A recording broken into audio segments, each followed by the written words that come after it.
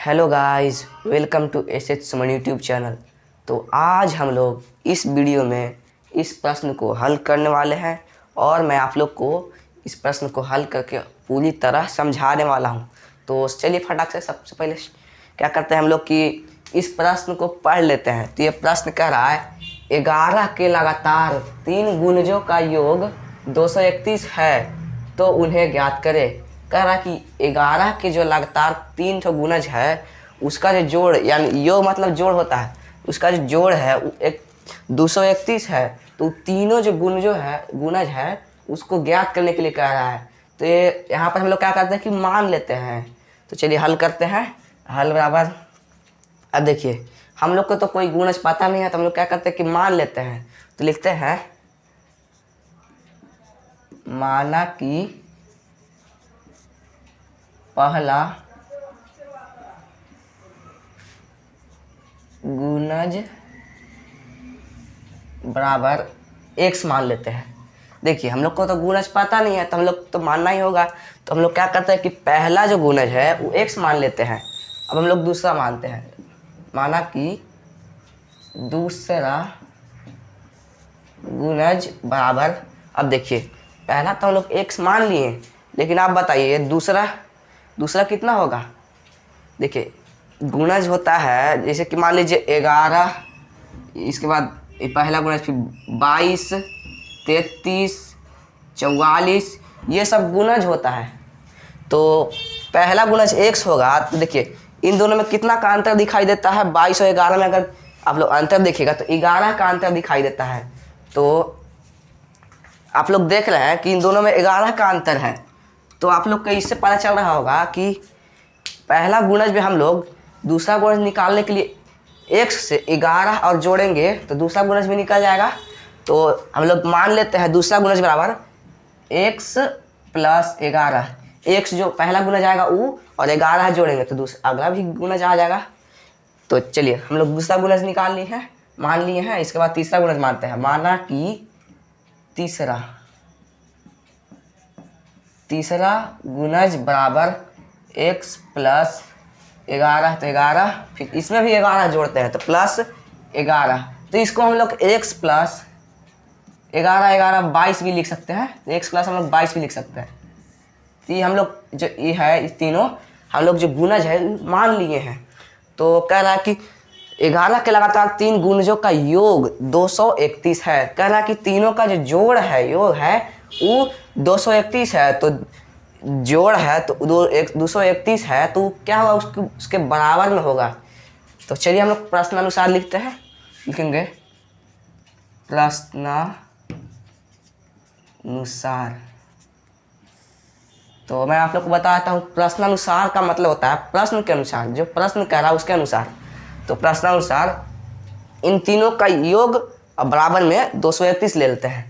तो पहला गुणज कितना था, कितना माने थे x, और प्लस जोड़ रहा है तो प्लस, और x प्लस 11। दूसरा गुणज हम लोग माने थे x प्लस 11, तो x प्लस 11 जोड़ना है। और तीसरा गुणज कितना है x प्लस 22, तो लिखते हैं x प्लस 22। अब हम लोग तीनों गुणजों को लिख लिए हैं और आपस में जोड़ का साइन लगा दिए हैं बराबर। कह रहा है कितना, इन तीनों का योग 231 है। तो तीनों का योग यानी जोड़ कितना है 231। तो बराबर में हम लोग ले लेते हैं 231। इतना हो गया। अब देखिए इसमें चर, मैं आप लोग को बताता हूँ चर व अचर। इसमें चर जो होता है वो ए से लेकर जेड तक ABCD जितने भी होते हैं वो चर होते हैं, और अलग से भी आता है अल्फा बीटा गामा, ये सब आपको चर हो जाते हैं। और अचर जो होता है वो होता है गिनती की सभी संख्याएं, यानी 1, 2, 28, ये सब जो है वो आपको अचर है। तो यहाँ पर देखिए आप लोग को दिखाई दे रहा होगा x जो है वो ABCD में आता है, तो ये जो हो जाएगा चर है, और ये भी चर है। और 11 जो है गिनती में आता है, तो 11 जो क्या हो जाएगा अचर हो जाएगा, और x हो जाएगा चर, अब 22 भी अचर, और 231 भी अचर। तो हम लोग क्या करते हैं कि चर को अलग कर देते हैं और अचर को अलग कर देते हैं। तो चर कौन कौन है, x और ये तीनों x है, लिख लेते हैं तीनों। 3 ठो x है तो 3 ठो जोड़ेंगे तो कितना हो जाएगा हम लोग को 3x हो जाएगा। 1 ठो x और 2 ठो x और 3 ठो x, तीनों के जोड़ेंगे तो 3x हो जाएगा। तो लिखेंगे 3x और प्लस, अब जो है वो अचर को हम लोग जोड़ लेते हैं। तो अचर कितना है 11 और 22, ये भी दोनों है, उधर, अभी उधर नहीं देखना है, इधर देखना है। तो 11 और 22 इन दोनों को भी जोड़ देते हैं। तो 11 और 22 को जोड़ेंगे तो 33 हो जाएगा। लिखेंगे 33 हो गया।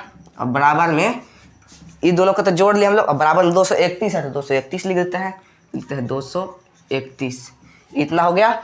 अब देखिए जो x जो होता है, मैं तो आप लोग को बताया था कि x जो है वो चर है। तो x के साथ ही जो 3 है, इन दोनों के बीच में जो रिलेशन होता है वो गुना का होता है। ये 3 जो है वो x के गुना में है। तो और बराबर में 231 है। 3x लिखा आता है। अगर देखिए 3 अगर अलगे से 3 लीजिएगा तो आपको ये अचर है, और इसमें लीजिएगा तो ये दोनों हो जाएगा चर। तो मैं बता दूं कि 3 और x के बीच में जो होता है वो गुना का रिलेशन होता है। और देखिए यहाँ 33 है और बराबर में 231 है। तो आप लोग देख रहे हैं कि ये चर है और ये अचर है और ये भी अचर है। तो अब हम लोग क्या करते हैं कि अचर को अचर के साइड ले आते हैं। जो प्लस में 33 है इसको 231 के पास ले जाते हैं। तो लिखेंगे 3x बराबर, इसको उधर लेके जाना है तो 231। अब देखिए 33 जो है वो प्लस में है, क्योंकि इसके आगे जो है साइन है वो प्लस का है। तो इसको बराबर के इस पार लेके आ रहे हैं तो साइन किसका हो जाएगा। तो देखिए मैं आप लोग को बता दूं कि यह नियम है कि कोई भी संख्या अगर प्लस में होता है तो बराबर के उस पार जाएगा तो उसका जो चिन्ह होता है वो बदल जाता है। तो ये यहाँ पर प्लस में 33 है तो बराबर के उस पार जाएगा तो प्लस में से माइनस में 33 हो जाएगा। तो यहाँ पर प्लस में 33 है तो बराबर के उस पार जाएगा तो माइनस में 33 हो जाएगा। तो प्लस 33 है तो यहाँ पर लिखेंगे माइनस 33। अब लिखेंगे 3x है तो 3x लिखेंगे। इधर तो अब कुछ नहीं बचा। बराबर 231 में से माइनस 33, 231 में से 33 को माइनस करना है, 231 से घटाना है 33। तो 231 में से 33 को घटाएंगे तो हमारा 198 हो जाएगा। यकीन नहीं है तो आप लोग घटा के भी देख सकते हैं। तो देखिए अब आ चुका है हम लोग के पास 3x बराबर 198 आ गया। अब मैं आप लोग को तो पहले ही बता चुका था कि 3 जो है वो x के गुना में है। तो इसमें एक और नियम है कि जो कोई भी संख्या अगर गुना में होता है तो बराबर के उस पार जाएगा तो भागा में हो जाएगा, और अगर वो गुना में से नहीं अगर भागा में होता है तो बराबर के उस पार जाएगा तो वो भी गुना में हो जाएगा। उसका चिन्ह बदल जाता है। बराबर के उस पार जाएगा, अगर प्लस में है तो माइनस में हो जाएगा, अगर माइनस में है तो बराबर के उस पार जाएगा तो प्लस में हो जाएगा, और अगर गुना में है तो भाग में हो जाएगा, और अगर भागा में है तो गुना में हो जाएगा। ऐसे बदल जाता है बराबर के उस पर जाने के पास। तो ये देखिए ये जो हम लोग अचर लग रहा है, सिर्फ 3 अचर लग रहा है कि नहीं, और ये भी अचर है। तो क्या करते हैं कि अचर को भी अचर के साइड ले जाते हैं। तो सिर्फ यहाँ पर x छोड़ देते हैं और बराबर 198 है तो लिखेंगे 198। और देखिए 3 जो था x के गुना में था, तो मैं आप लोग को बता देता कि कोई भी संख्या गुना में रहेगा तो बराबर के उस पर जाएगा तो भागा में हो जाएगा। तो लिखेंगे भागा में, तो हम लोग बटा में लिख सकते हैं 198, और बटा में 3 कितना होगा, 3 भागा में डाल दिए। यहाँ पर देखिए यहाँ पर गुना में 3 था और इधर बराबर के इस पर ले आया तो भागा में हो गया। अब क्या करें कि 3 से 198 को काटेंगे तो 3 से काट जाएगा 66 बार में।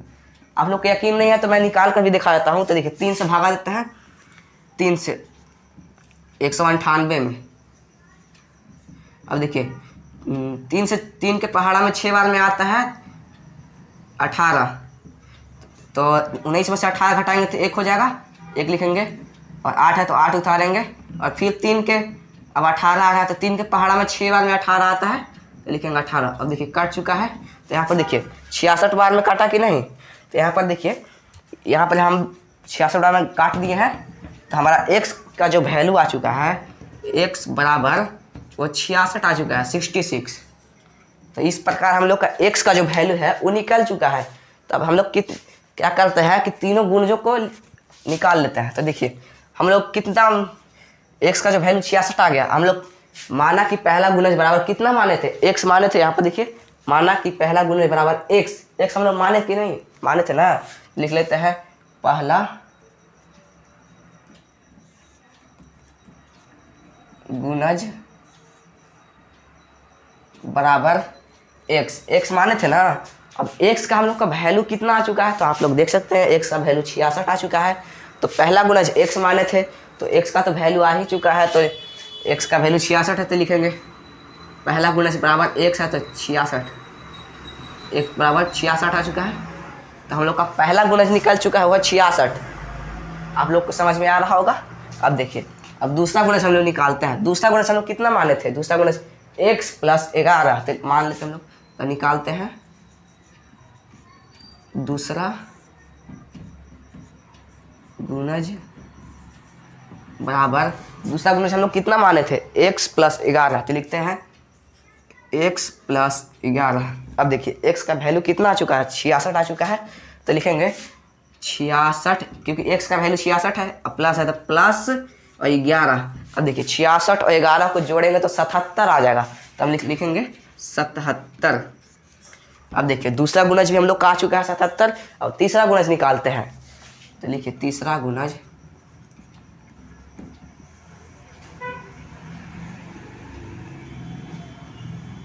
बराबर, देखिए पहला दूसरा निकाल दिया और तीसरा भी निकालना है। तो तीसरा गुणज हम लोग कितना माने थे? देखिए यहाँ पर x + 22 माने थे, तो यहाँ पर लिखेंगे x + 22 और x का वैल्यू कितना आ चुका है? 66, तो लिखेंगे 66 प्लस प्लस है तो प्लस, अब 22 है तो लिखेंगे 22। अब देखिए 66 और 22 को जोड़ेंगे तो हम लोग का जो हो जाएगा 88 हो जाएगा, तो लिखेंगे 88।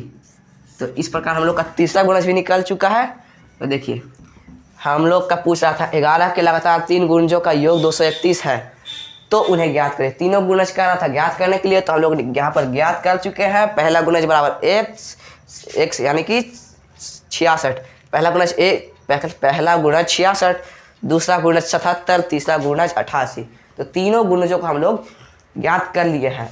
अगर वीडियो आप लोग को अच्छा लगा हो तो हमारे चैनल को सब्सक्राइब जरूर करें और घंटी का जो साइन है उसको ज़रूर दबाएं, ताकि हमारे वीडियो जब भी मैं डालूँ उसका नोटिफिकेशन आपके पास सबसे जल्द पहुँचे। ओके, तब आज के लिए इतना ही, मिलते हैं कल, तब तक के लिए जय हिंद जय भारत। तो गाइस हमको पता है कि आप लोग को देखने में दिक्कत हो रहा होगा, लेकिन पूरे वीडियो को देखने के लिए आपको बहुत बहुत धन्यवाद। क्योंकि यहाँ पर लाइट है तो वो चमकता है थोड़ा सा बोर्ड।